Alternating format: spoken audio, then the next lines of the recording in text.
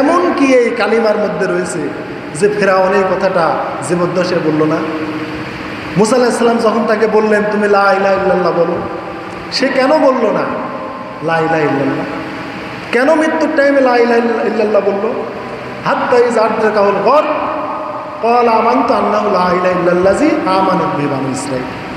সে যখন সাগরের তলদেশে যখন ডুবে যাচ্ছিল তখন বলতেছিল কি, আমানতু আন্নাহু লা ইলাহা ইল্লাল্লাযী আমানাত বিহি বানু ইসরাঈল, আমি ঈমান আনছি একক অদ্বিতীয় আল্লাহর প্রতি।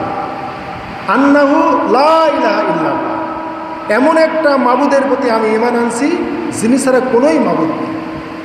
ওই টাইমে নিখাদ ঈমান অন্তরস্থল থেকে সে এই কথাটা বলেছিল।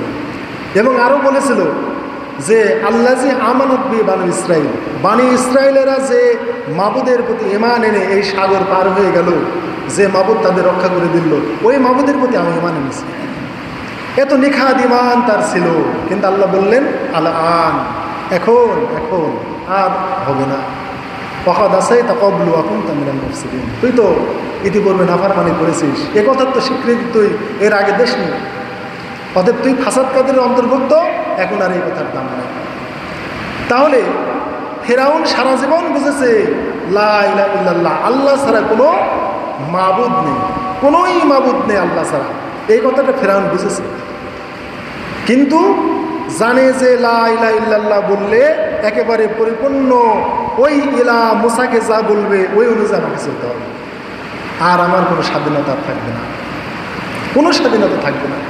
এই চিন্তা করেই তার জীবদ্দশায় সে ঈমান আনে নাই যে লা ইলাহা ইল্লাল্লাহ বললেই মুসার আন্ডারে যেতে হবে, কারণ মুসা আল্লাহর নবী, আল্লাহ যে ফরমান দেবেন এই অনুযায়ী আমাকে চলতে হবে, আর স্বাধীনতা নেই।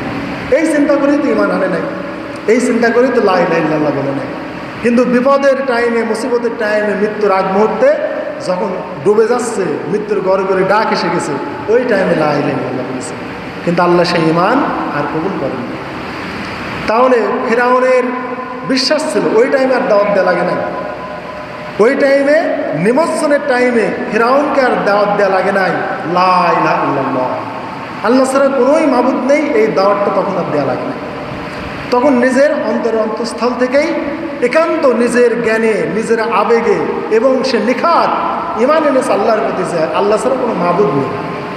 কিন্তু আল্লাহ কেন কবুল করলেন না? ওই যে সারা জীবন জেনেছে, জানার পরেও সে মানে নাই। আমরা মুসলমান, আমরা কি ফেরাউনের উত্তরসূরি? তাহলে এই ফেরাউন জেনে শুনেই ঈমান আনে না, লা ইলাহা ইল্লাল্লাহ বলে না। লা ইলাহা ইল্লাল্লাহর মধ্যে কী রয়েছে আমরা এর তাৎপর্য বুঝি।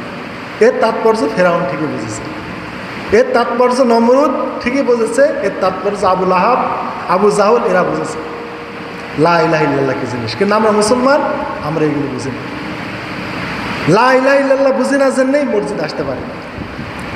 যেদিন বুঝবো সেদিন আমরা আসতে পারবো, কিন্তু সেদিন আর কাম নাও হতে পারে। যেই দিন ফেরাউন লা ইলাহা ইল্লাল্লাহ বুঝেছিল সেই দিন লা ইলাহা ইল্লাল্লাহ বলেছিল, কিন্তু কাম হয়নি। তাহলে আমাদের জীবনও তো এরকম, আমরা এখন বুঝে না বুঝে লা ইলাহা ইল্লাল্লাহ নিজেদের মুসলমান দাবি করি, কিন্তু লা ইলাহা ইল্লাল্লাহ বলার পর কালিমার কি হক আছে এই হকটা আমরা জানি না। ফালাম আন্নাহু লা ইলাহা ইল্লাল্লাহ, আল্লাহ কোরআনে বলেছেন তোমরা জানো আল্লাহ ছাড়া কোনো মাবুদ নেই, কোনোই মাবুদ নেই আল্লাহ ছাড়া। জেনে বুঝে শুনে লা ইলাহা ইল্লাল্লাহ করতে বলেছেন।